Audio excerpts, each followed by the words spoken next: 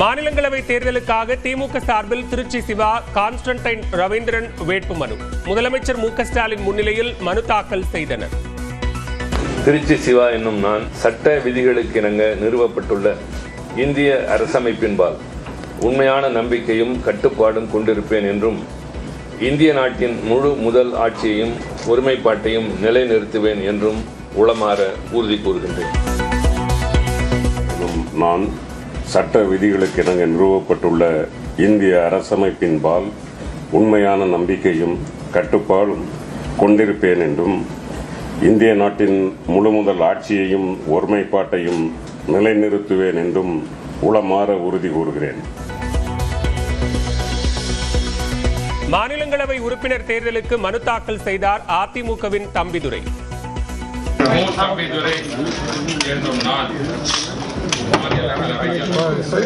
உள்ள இடம் நிரப்புவதற்கு வேட்பாளராக நியமிக்கப்பட்டுள்ளதால் பாமக தலைவர் அன்புமணியும் மனு தாக்கல்.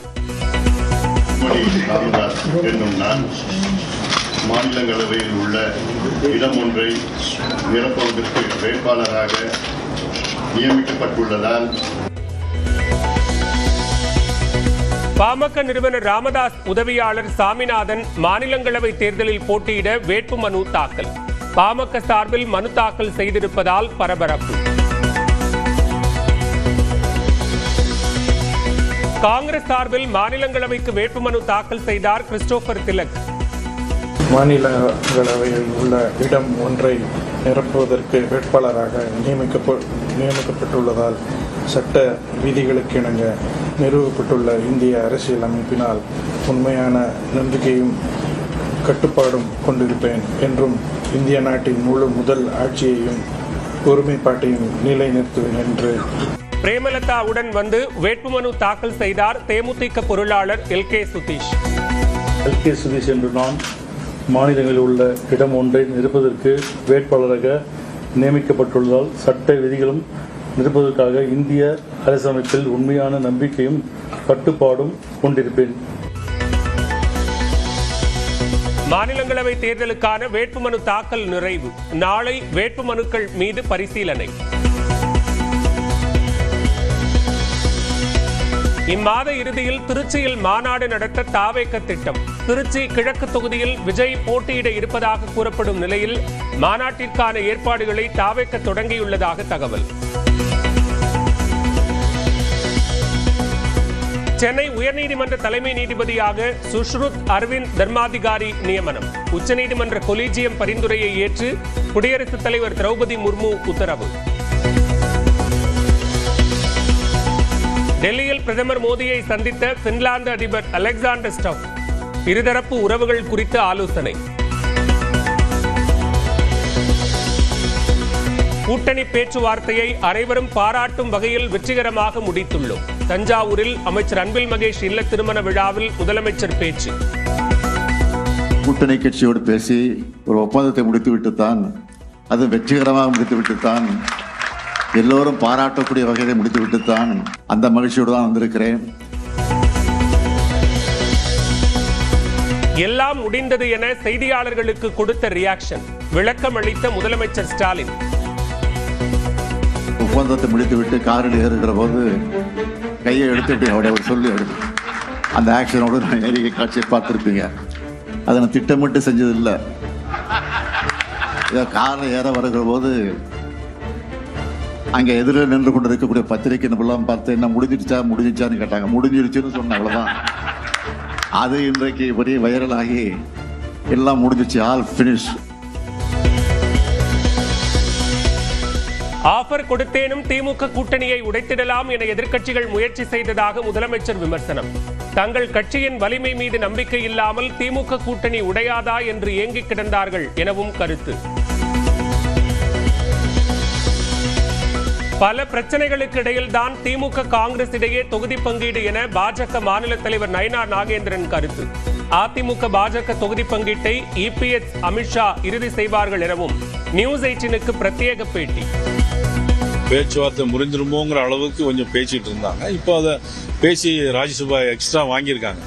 போராடி தான் இப்ப ராஜ்யசபா வாங்கியிருக்கிறார். அதிமுக கூட்டணியில் எவ்வளவு தொகுதிகள் பெற வாய்ப்பு இருக்கு? எங்களுடைய மாண்பு உள்துறை அமைச்சர் அமித்ஷா அவர்கள், எங்கள் அகில இந்திய பிரசிடென்ட் நிதின் நபீன் அவர்கள், மதிப்புக்குரிய நமது எடப்பாடி பழனிசாமி அவர்கள், இவங்கெல்லாம் உட்கார்ந்து பேசி தான் அப்புறம் முடிவு பண்ணுவாங்க.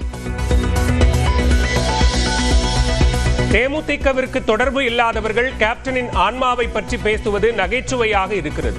பாஜகவின் விமர்சனத்துக்கு பிரேமலதா பதிலடி.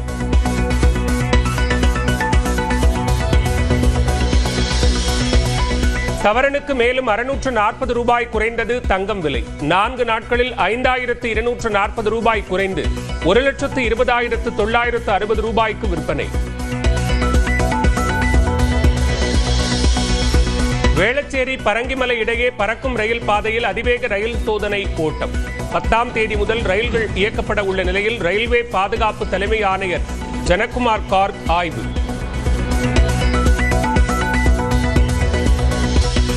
மாநிலங்களவை தேர்தலுக்கு அமித்ஷா முன்னிலையில் வேட்புமனு தாக்கல் செய்தார் பீகார் முதலமைச்சர் நிதிஷ்குமார்.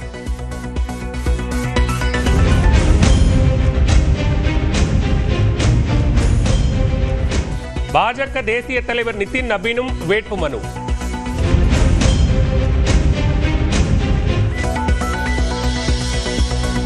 எம்பி ஆக உள்ளதால் பீகார் முதலமைச்சர் பதவியிலிருந்து விலகும் நிதிஷ்குமார். மாநிலங்களவை உறுப்பினராக நாடாளுமன்றம் செல்லும் நிலையில் பாஜகவை சேர்ந்தவர் முதல்வர் ஆவார் என தகவல்.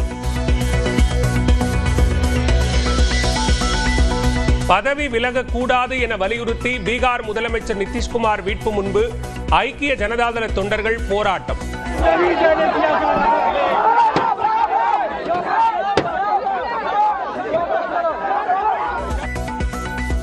மாநிலங்களவை எம்பி ஆவது தான் தனது விருப்பம் என்று நிதிஷ்குமார் விளக்கம். நிதிஷ்குமாரை பாஜக ஹைஜாக் செய்துவிட்டது. ராஷ்டிரிய ஜனதாதள தலைவர் தேஜஸ்வி யாதவ் குற்றச்சாட்டு.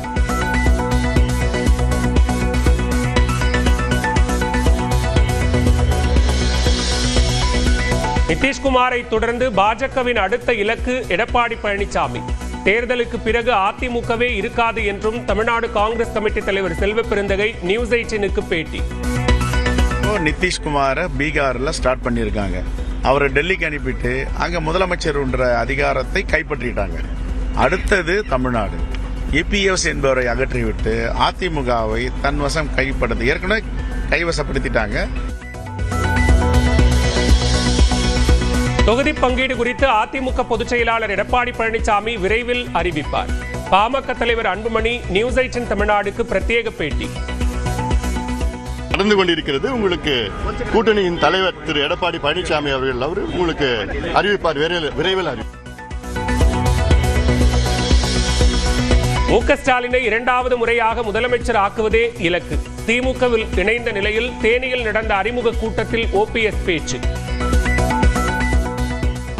வருகின்ற சட்டமன்ற பொதுத் தேர்தலில் 2ஆம் முறையாக நம்முடைய தலைவிதான் தமிழகத்தினுடைய முதலமைச்சராக வர வேண்டும் என்ற நிலை அனைத்து தரப்பட்டவர்களும் பேசிக் கொண்டிருக்கிறார். மக்கள் நீதி மய்யம் தலைவர் கமல்ஹாசன் நாளை மாலை அவசர ஆலோசனை. மக்கள் நீதி மய்யம் 12 தொகுதிகள் கேட்ட நிலையில் 2 தொகுதிகளை வழங்க திமுக முன்வந்ததாக தகவல் வெளியான நிலையில் நாளை செயற்குழு கூட்டம். தாவேக்கவால் தான் காங்கிரசுக்கு கூடுதல் தொகுதிகள் கிடைத்தன. ஜெயக்குமாருக்கு மீண்டும் அதிமுகவில் சீட் கிடைக்காது என்பதால் தாவேக்கவுக்கு வரலாம் என்றும் செங்கோட்டையன் பேட்டி. ஜெயக்குமார் வேண்டுமானால் நம்முடைய அணிக்கு வரலாம்.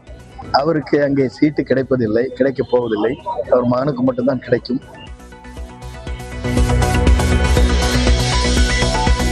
சென்னை பூந்தமல்லி நெடுஞ்சாலையில் பயங்கர தீ விபத்து.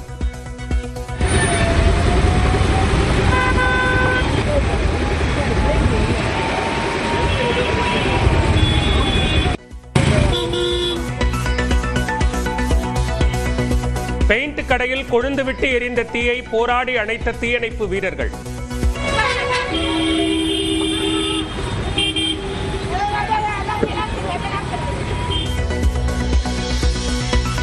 அரக்கோணம் அருகே அரசு பள்ளிக்குள் நாட்டு வெடி வீச்சு. தலையில் காயமடைந்த நிலையில் 12ஆம் வகுப்பு பொதுத் தேர்வு எழுதிய மாணவன்.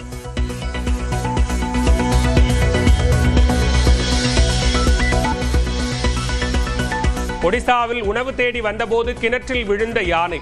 ஜேசிபி இயந்திரத்தின் உதவியுடன் 6 மணி நேர போராட்டத்திற்கு பின் மீட்பு.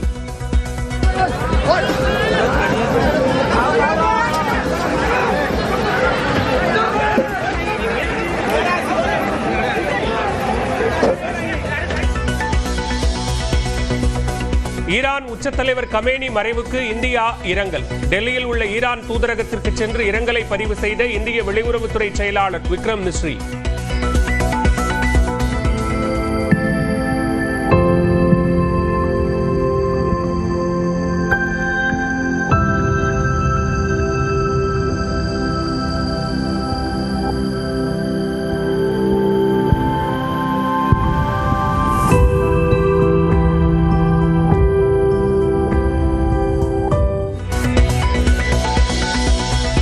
அஜர்பைஜானில் உள்ள நக்ஷிவன் சர்வதேச விமான நிலையத்தில் ட்ரோன்களை ஏவி ஈரான் தாக்குதல்.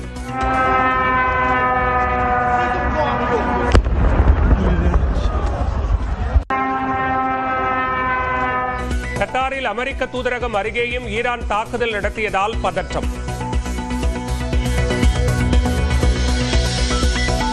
இந்திய கடற்படையின் விருந்தினராக சென்ற ஈரானின் போர்க்கப்பல் எந்த எச்சரிக்கையும் இன்றி தாக்கப்பட்டுள்ளது. நிச்சயம் கசப்பான விளைவுகளை அமெரிக்கா சந்திக்கும் என்றும் ஈரான் வெளியுறவு அமைச்சர் எச்சரிக்கை. ஹோர்முஸ் நீரிணை மூடலால் சிக்கியுள்ள 37 இந்திய கப்பல்கள். 1100 மாலுமிகளை மீட்க நடவடிக்கை எடுக்க வேண்டும் என கோரிக்கை.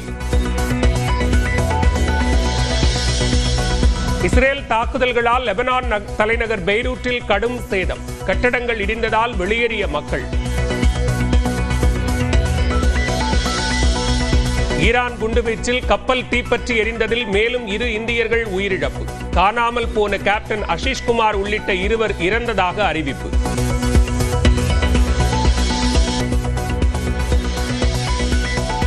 T20 உலகக்கோப்பை 2வது அரையிறுதியில் இன்று இந்தியா இங்கிலாந்து பல பரீட்சை. மும்பை வான்கடே மைதானத்தில் இரவு 7 மணிக்கு தொடங்குகிறது போட்டி.